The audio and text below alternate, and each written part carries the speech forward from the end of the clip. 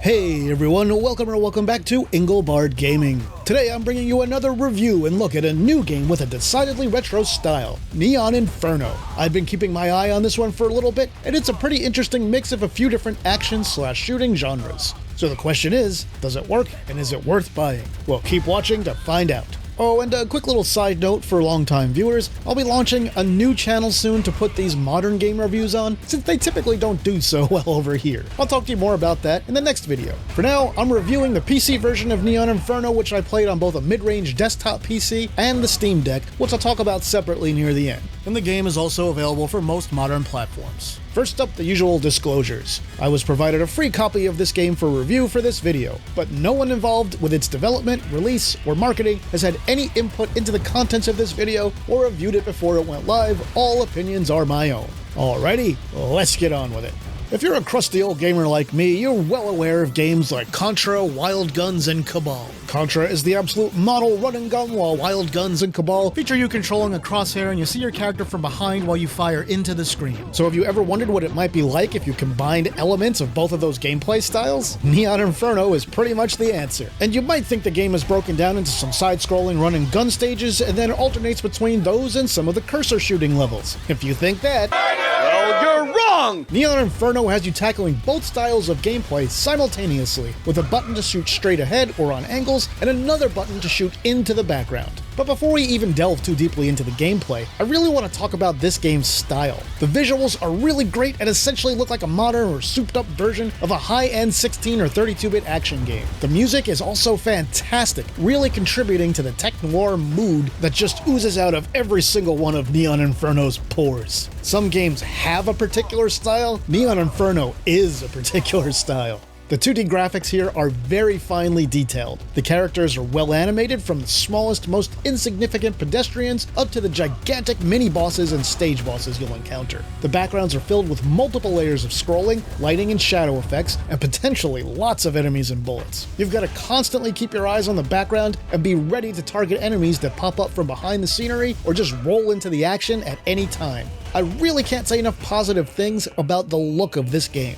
In the past, I've been hard on a few modern games for visuals that I felt were not appropriate for their game styles, things like Streets of Rage 4 or even the recently released Shinobi Art of Vengeance. Those two games look way too cartoony for the level of seriousness and action they're supposed to convey, and neither feel like a natural evolution of the style of their respective series. Neon Inferno, on the other hand, looks like a super advanced version of something that would have been on the Neo Geo, Genesis/Mega Drive, or Sega CD back in the day. As far as the graphics, sound, and music go, Neon Inferno absolutely nails everything it sets out to achieve. One quick thing I'll mention is that I'm not a fan of things like CRT filters, and this game launches with one enabled by default, but you can turn that off in the options, which I did before recording this footage. Now, I'm not going to go into the story much here, but I'll tell you it takes place in a futuristic New York City, and you take the role of either a hitman or a hitwoman. They both play the same, so it doesn't matter which one you pick. They each have slightly different motivations for working for the mob, but the story in the game is the same no matter who you choose. Cutscenes just replace the main character according to which one you're using at the time. The game involves several factions, including the mob, the Yakuza, and corrupt cops. And I'm only going as far as mentioning the factions because they actually play an interesting role in the gameplay that I'll discuss in just a moment. And what about that gameplay then? What's it like? At first glance, most people would probably think Neon Inferno just looks like a super stylish Contra clone, but it's definitely not that for a few reasons. When you get your hands on the controls and first press and hold that R bumper button, you'll notice, hey, I'm controlling a crosshair now and I can fire all over the screen. And that's when you can really tell that this game is something different. The game's 6 primary levels are intricately designed and at times have a lot going on in them. You can shoot enemies, you can goad enemies of different factions into shooting each other or fighting with you temporarily. There are some platforming areas with civilians to avoid killing, lots of boss encounters, and more. In general, the levels are very satisfying to play through and have a fair amount of checkpoints, so you're not going to get super frustrated while playing this one. You're armed with a standard gun for most of the game as well as a knife. You can use the knife to strike foes directly or to reflect certain types of enemy fire back at your foes. You'll also get a limited use version of the knife reflect move that lets you enter bullet time and redirect bullets back at enemies on any angle you choose, including into the background. You can replenish this by reflecting more bullets in general. Now the game does include a few gun power-ups, but you have to purchase them with money you earn for performing well in the levels, and the shops are only accessible between levels. Now anytime you buy a gun, it has limited ammunition, which always annoys me in games like this, to be honest. Once you purchase a power-up, it also isn't immediately active, you have to manually activate it. So at least you can save the power-ups for when you really need them the most, which is usually going to be for boss encounters. The rapid fire gun and homing lasers can really make short work of some tough bosses that might otherwise take a much longer time to defeat. Gamers with friends or those who live with relatives like siblings or parents who like to game in the house will also appreciate that this game features a local co-op 2-player mode like many of the older games that inspired it. So if couch co-op is your thing and you love old school action games, you'll definitely like that feature. So I know so far Neon Inferno sounds great. Does it have any serious flaws? Well, here's the thing. Neon Inferno is a really good game, and you'll see that in my review score at the end of the video, but it's absolutely not perfect. The biggest issue the game has is that power-up system I just mentioned and the way power-ups work. Now, I don't have a problem with the fact that you have to purchase them and that you have a limited supply, even if that wouldn't have been my own personal choice in game design. I think the problem comes from where the way the system works, you'll spend the vast majority of the game just using the standard gun. And I just wished at certain points that there was something that I could do or an easier way to get to another weapon that could really change up the gameplay a little bit, more frequently. Now the game does have plenty of variety in its action, with a few areas where you'll be riding vehicles and can move in and out of the background. And it also has some light but creative platforming action as well. Now I should also mention there's a tutorial at the beginning of the game that explains the game's basic systems, but purposely leaves out some major things and tells you that there's more to discover. Well, that's kinda bullshit.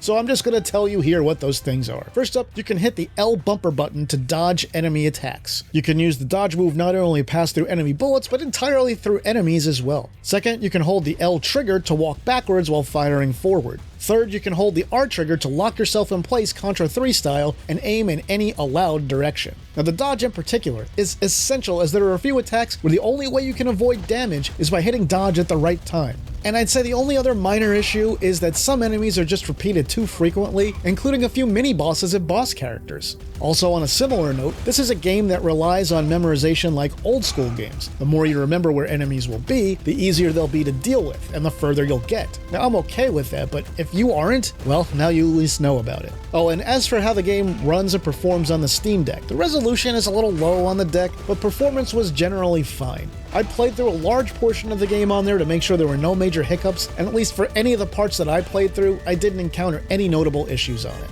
So if you plan to play on the Steam Deck, you should be good. Alright, so where does Neon Inferno stand in the end? Let's recap, score it, and wrap this thing up. First up, Neon Inferno is a great modern action game. I really enjoyed my time with it. I love the artistic visual style of the game, along with its excellent soundtrack.